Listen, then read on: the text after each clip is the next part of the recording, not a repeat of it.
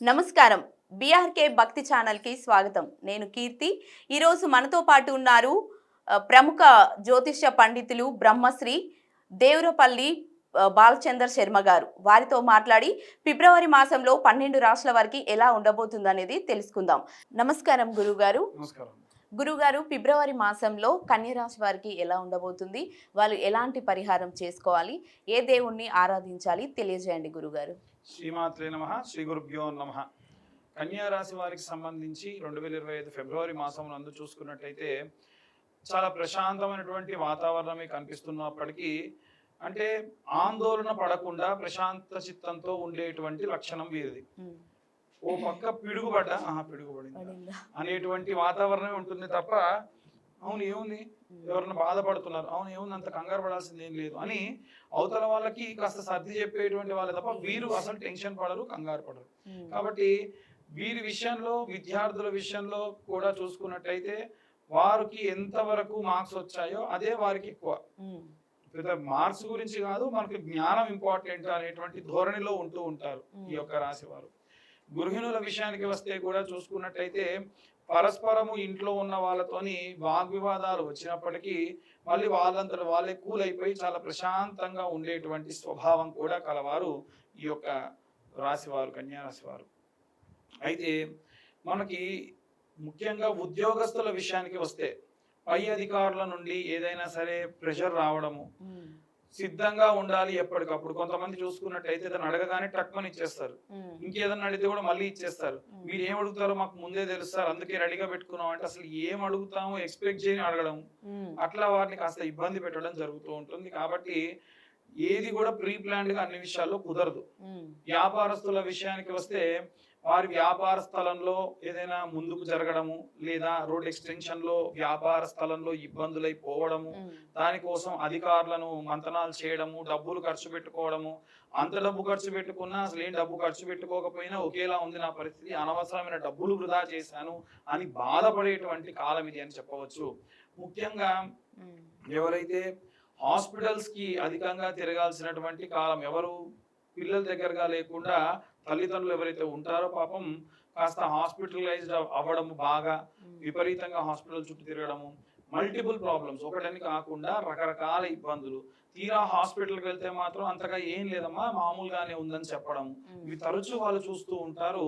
ఇది కేవలం గ్రహస్థితి వల్ల ఉండేటువంటి ఇబ్బందులు మాత్రమే. చాలా మంది వింటనే కింద కామెంట్ పెడతారు, అసలు మా డేట్ ఆఫ్ బర్త్ టైం లేకుండా నువ్వు ఎట్లా చెప్తున్నావా అని చెప్పేసి. ఎందుకు అంటే ఇది గోచార రీత్యా మాత్రమే చెప్పేటువంటి విషయాలు. నిజంగా వారి జాతకం ఏంటో తెలుసుకోవాలంటే వాళ్ళు డేట్ ఆఫ్ బర్త్ ఉండాలి, టైం ఉండాలి, ప్లేస్ ఉండాలి, పేరు ఉండాలి, అప్పుడు పూర్తిగా వాళ్ళ జాతక విశ్లేషణతో మనం వారికి చెప్పవచ్చు. అయితే వీటికి సంబంధించిన విషయాల్లో అలాగే ఎవరైతే సినీ రాజకీయ రంగాల్లో ఉండేటువంటి వాళ్ళు ఉంటారో వారు ముఖ్యంగా అనుకున్నటువంటి పనులన్నీ వాయిదా అవ్వడము, అమ్మ దొరికింది ప్రశాంతత అని చెప్పి కాస్త రెస్ట్ తీసుకునేటువంటి కాలం అని చెప్పవచ్చు. మార్చి తర్వాత నుండి వీరికి అధికమైనటువంటి స్ట్రెస్, అధికమైనటువంటి భారం కలిగేటువంటి అవకాశం ఉంది. ఇప్పుడు ప్రస్తుతం చాలా ప్రశాంతంగానే ఉన్నారని చెప్పవచ్చు. అలాగే చేతి వృత్తులు, కుల వృత్తులు, అలాగే రైతులు ఎవరైతే ఉంటారో వీరు పంట నుంచి వచ్చినటువంటి ఎగుమతులు, పంట అంత బాగానే ఉన్నా మధ్యలో ఉన్న దళారీ వ్యవస్థలో ఇబ్బందులు జరిగి కొత్త కొత్త మాటలు చెప్పి వీరికి వచ్చేటువంటి ధనం ఆపడము, దానివల్ల కాస్త బాగా ఇబ్బంది పడడము. చుట్టూ ఉన్న వాళ్ళకి ఏంటంటే ఇంత పంట పండింది, వీరికి బాగా డబ్బులు వస్తాయి, ఇతను ఇంత పని చేస్తున్నాడు, ఇతను బాగా డబ్బులు వస్తాయి అనుకుంటారు. కానీ వీరు పని చేసేది ఎక్కువ ఉంటుంది, డబ్బు మాత్రం తక్కువ ఉంటుంది. కాబట్టి మనం వీలైనంత వరకు వీళ్ళు కాలభైరవాష్టకం చదవడము, వీరభద్ర స్వామికి ప్రత్యేకమైనటువంటి పూజలు నిర్వహించడం చేయడం వల్ల ఈ మధ్యలో ఉండేటువంటి వ్యక్తులు ఎవరైతే దోచుకునేటువంటి వాళ్ళు ఉంటారో వారి నుంచి కాస్త ప్రశాంతత లభిస్తూ ఉంటుంది. అలాగే ఎవరైతే ఈ యొక్క కోర్టు వ్యవహారాల్లో విపరీతంగా తిరుగుతూ ఉన్నారో, ఎవరైతే ఇబ్బంది పడుతున్నారో వీరు కూడా కాలభైరవాష్టకం చదవడం చాలా మంచిది. ఆ కాలభైరవాష్టకం చదవడం వల్ల వాళ్ళకి కాస్త స్వస్థత చేకూరుతుంది. విదేశాలకు ప్రయాణం చేసేటువంటి వాళ్ళు ఏవైనా వస్తువులు మర్చిపోవడం, డాక్యుమెంట్స్ మర్చిపోవడము, ఇబ్బంది పడడము, మధ్యలో వాళ్ళ యొక్క లగేజీ ఏమైనా మిస్ అవ్వడం, ఇలాంటివి జరిగే అవకాశం ఉంటుంది. అప్రమత్తంగా ఉండాలి. ఇవన్నీ ఈ యొక్క కన్యారాశి వారికి సంబంధించి ఫిబ్రవరి మాసంలో జరిగేటువంటి విషయం. ఈ ద్వాదశ రాశుల వారికి సంబంధించి ముఖ్యంగా ఈ రాశి వారికే కాకుండా అన్ని వర్గాల వారికి సంబంధించి విద్యార్థులు కానీ, గృహిణులు కానీ, ఉద్యోగస్తులు కానీ, అలాగే సినీ రాజకీయ రంగాల్లో ఉన్నటువంటి వాళ్ళు కానీ, చేతి వృత్తులు, కుల వృత్తులు, అలాగే రైతులు ఎవరైతే ఉంటారో వారు కానీ, వివాహం కోసం ఎదురు చూస్తున్నటువంటి వారు కానీ, అలాగే విదేశాలకు వెళ్ళాలనుకున్నటువంటి ఉద్యోగస్తులు కానీ లేదా విద్యార్థులు కానీ, అలాగే ఎవరైతే ముఖ్యంగా కోర్టు వ్యవహారాల్లో బాగా ఇబ్బంది పడుతూ ఉన్నటువంటి వాళ్ళు కానీ, తల్లిదండ్రుల దగ్గర విడిచి వెళ్ళిపోయినటువంటి పిల్లలు, అలాగే ఎవరైతే తల్లిదండ్రుల దగ్గర పిల్లలు లేకుండా ఉన్న వృద్ధాప్యంలో ఉన్నటువంటి వారు కానీ, వీరందరికీ సంబంధించి ఎలాంటి మంత్రపఠనం చేయాలి, ఎలాంటి రెమెడీస్ పాటించాలో ఇప్పుడు మనం తెలుసుకుందాం. విద్యార్థుల విషయానికి వస్తే నీలా సరస్వతి స్తోత్రము అనేటువంటి స్తోత్రం ఉంటుంది. ఈ స్తోత్రాన్ని చదవడం వినడం చాలా చాలా మంచిది. అలాగే గృహిణుల విషయానికి వస్తే వీరు వీలైనంత వరకు దుర్గా కవచము అని ఉంటుందండి. ఈ దుర్గా కవచము రోజు సాయంత్రం పూట ఇంత గౌరమ్మను తయారు చేసుకొని, ఒకే గౌరమ్మ వారానికి ఒకసారి కూడా మార్చవచ్చు. అమ్మవారి పైన కుంకుమార్చన చేయడం మంచిది. ఫిబ్రవరి మాసంలో మనకి శ్యామలాదేవి యొక్క నవరాత్రులు కూడా జరుగుతాయి కాబట్టి ఇంకా వీలైతే మీకు కుబేర కుంకుమ అని ఉంటుంది. ఆ కుబేర కుంకుమ తీసుకొని వచ్చి ఆ కుబేర కుంకుమతో కనుక మీరు ఆ యొక్క కుంకుమార్చన చేయడం వల్ల చాలా చాలా విశేషమైనటువంటి ప్రతిఫలం దక్కుతుంది. అలా మీ పిల్లలతో పాటు మీరు కూడా దీపారాధన చేయడం చాలా మంచిది. ఎలాంటి దీపారాధన అంటే, మీరు ఒకవేళ మట్టి దీపంలో కనుక దీపారాధన చేస్తే కొత్త మట్టి ప్రమిదలు తీసుకొని వచ్చి దాంట్లో విప్ప నూనె, అలాగే అమ్మవారి యొక్క తామర ఒత్తులను ఉంటాయి, ఆ తామర ఒత్తులతో దీపారాధన రోజు సాయంత్రం పూట చేయడం చాలా చాలా విశేష ప్రతిఫలం దక్కుతుంది. ఎవరైతే ఉద్యోగస్తులు ఉంటారో దత్తాత్రేయ స్వామి వారి యొక్క దిగంబర దిగంబర శ్రీపాదవల్లభ దిగంబర అనేటువంటి మంత్రము, అలాగే ఇంకా వీలైతే దక్షిణామూర్తి స్తోత్రం చదువుకోవడం చాలా చాలా ఉత్తమం.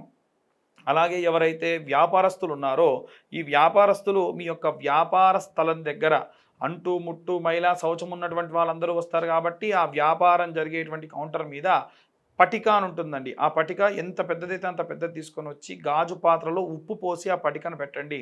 దానివల్ల ఎటువంటి నరఘోష నరపీడితములు ఉన్నా పోతుంది.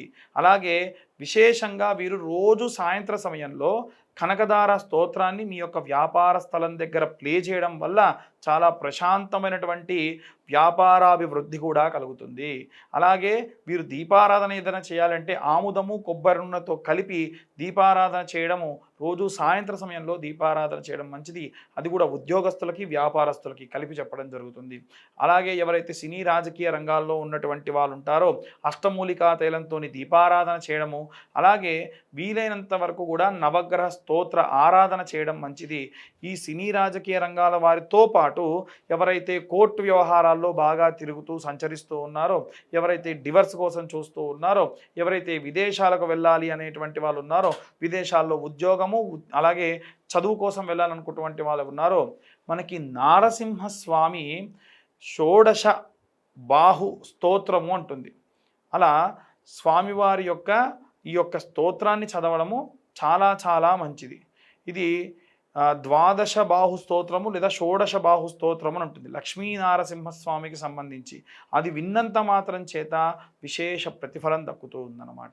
కాబట్టి ఎవరైతే ఈ యొక్క రైతులు అలాగే చేతి వృత్తులు చేసేటువంటి వాళ్ళు ఉంటారో వాళ్ళు ఈ మాసం అంతా కూడా విశేషంగా శరవణ భవాయ విద్మహే కార్తికేయాయ ధీమహి తన్నో స్కంద ప్రచోదయాత్ అనే మంత్రాన్ని, ఎందుకంటే భూమిని నమ్ముకొని మీ యొక్క కులవృత్తిని నమ్ముకొని చేసేటువంటి వారు కాబట్టి రోజు 11 మార్లు ఈ యొక్క మంత్రపఠనం చేయడం వల్ల విశేష విశేష ప్రతిఫలాలు ఈ యొక్క వర్గాల వారందరికీ కూడా లభిస్తుంది.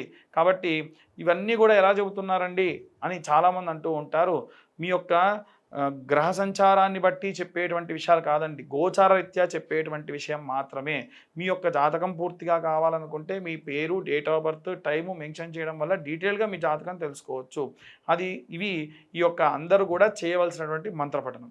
ధన్యవాదాలు గురువు గారు. కన్యా రాశి గురించి చాలా చక్కగా వివరించినందుకు. ధన్యవాదాలు.